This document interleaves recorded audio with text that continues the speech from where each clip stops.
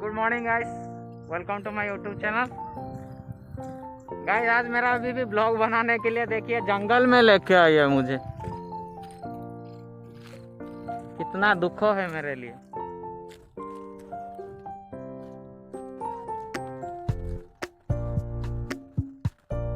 नज़ारा बहुत अच्छा है गाइस यहाँ का। धोड़ा बुनी मोड़ा मिनी कुछ तो नाम है एरिया का, पता नहीं, लेकिन सीन बहुत अच्छा है, देख सकते हो। My God what A location.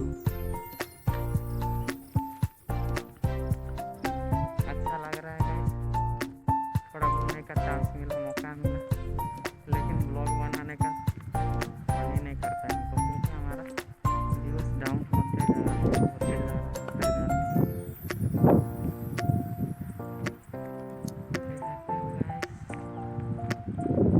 Picnic spot.